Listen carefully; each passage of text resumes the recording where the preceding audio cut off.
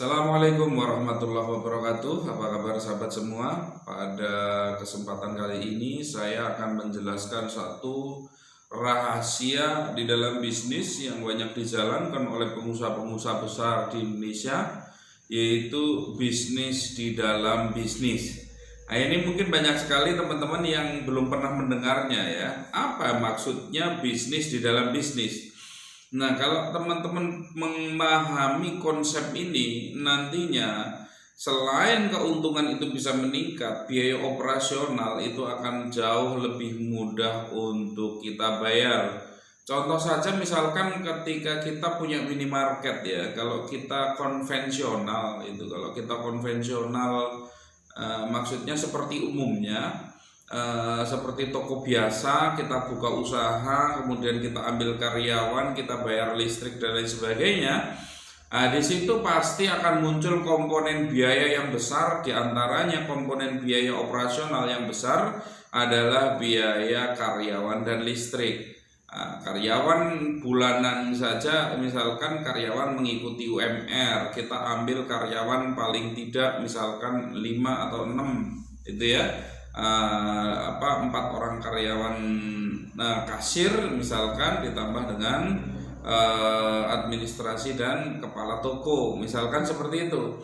Dan itu biaya karyawannya. Lah biaya listriknya mungkin kalau rata-rata kalau minimarket itu kalau dia punya pakai AC dan kulkas ya, itu biasanya pakai showcase itu sekitar 5 juta sampai 8 juta biaya per bulan untuk listrik dan lain-lain. Nah, teman-teman, ini kalau untuk toko biasa, ini kan operasional yang sangat besar, sehingga banyak sekali pengusaha-pengusaha minimarket yang akhirnya nggak mampu bertahan. Karena apa? Karena operasionalnya tinggi. Nah, kenapa ada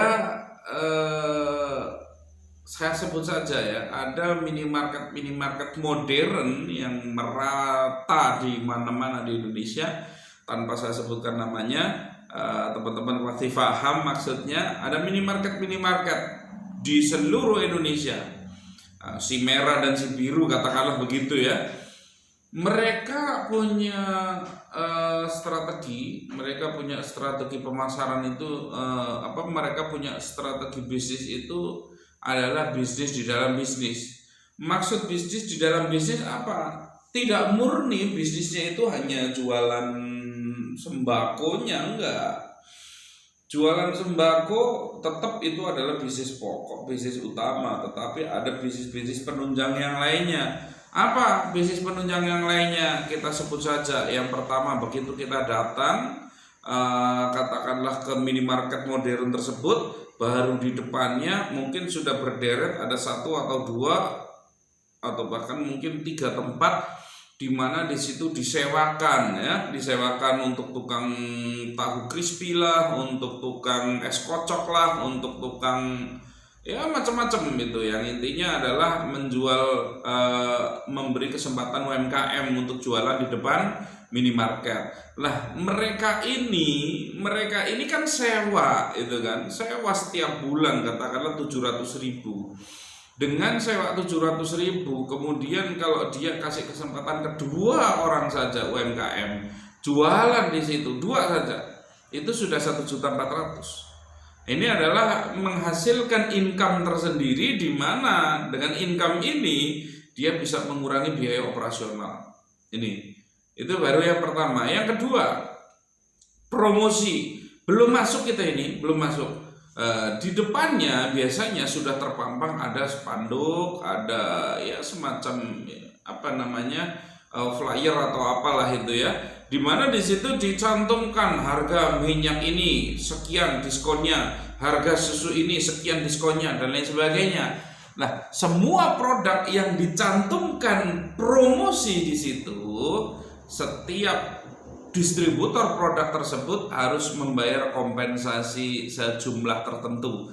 Jadi Anda mau barangnya didiskon dan saya promosikan, bayar ke saya. Nanti selama masa diskon bayarnya sekian rupiah, saya bikinkan pamflet, saya bikinkan banner, saya bikinkan spanduk, saya bikinkan selebaran, ya kan ada selebaran itu yang dibagi-bagikan ke masyarakat, itu kan. Saya bikinkan selebaran biayanya sekian. Nah, itu menghasilkan income sendiri itu menghasilkan income di mana dengan hasil income itu mereka bisa bayar operasional, mengurangi biaya operasional. Yang kedua ini ya.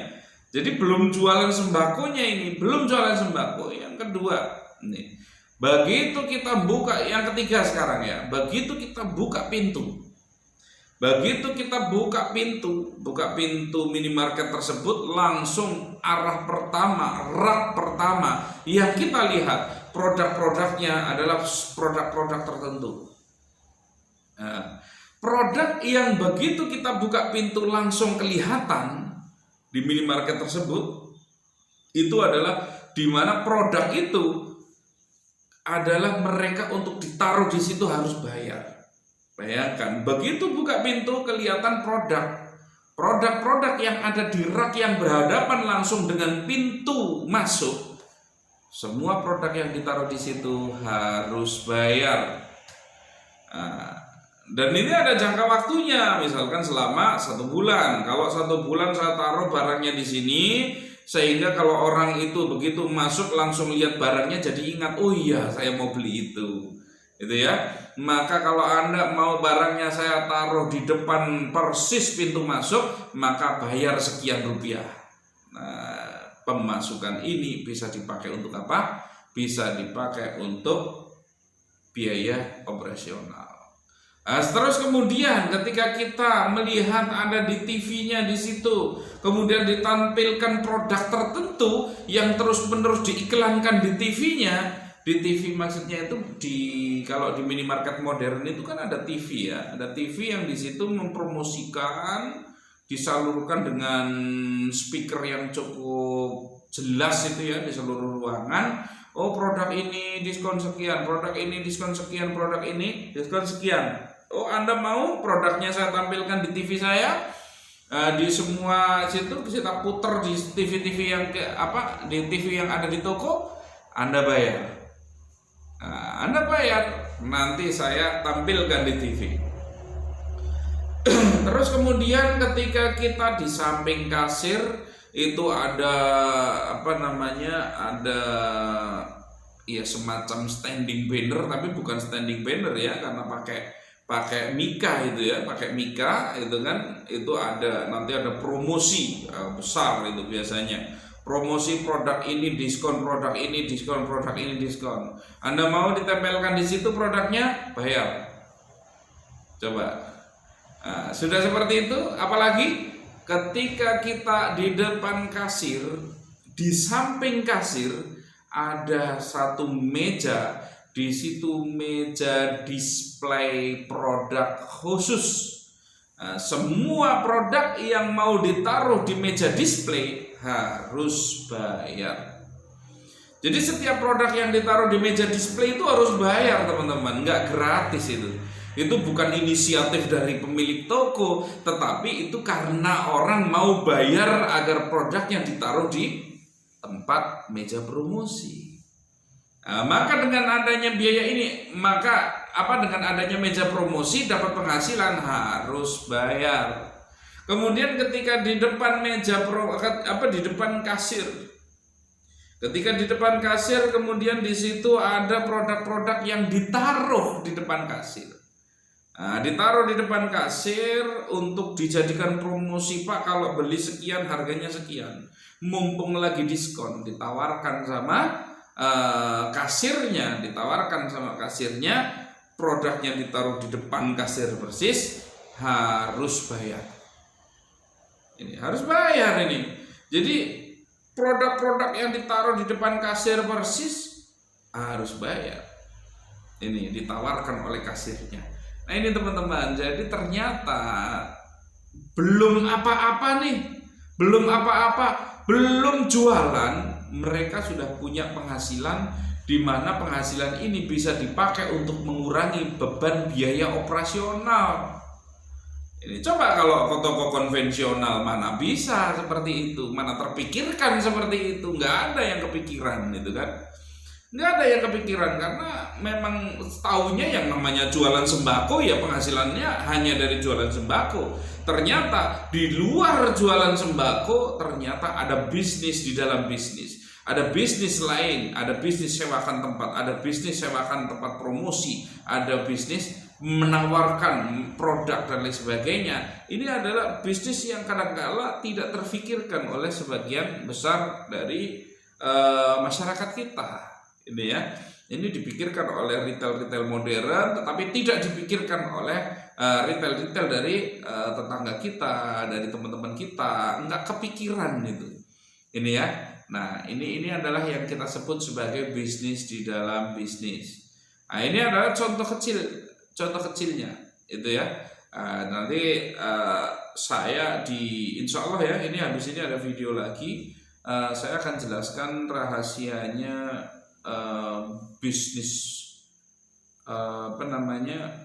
bisnis di dalam bisnis, tetapi dalam skala yang lebih besar. Jadi misalkan dari mana, nanti saya mau kasih sampel, kasih contoh dari mana hotel misalkan ya, kenapa banyak tumbuh hotel di mana-mana di Indonesia, sebenarnya keuntungannya dari mana. Nah ini ya, jadi nanti akan saya bahas setelah video berikut ini. Terima kasih pada teman-teman semua, semoga bermanfaat. Assalamualaikum warahmatullahi wabarakatuh.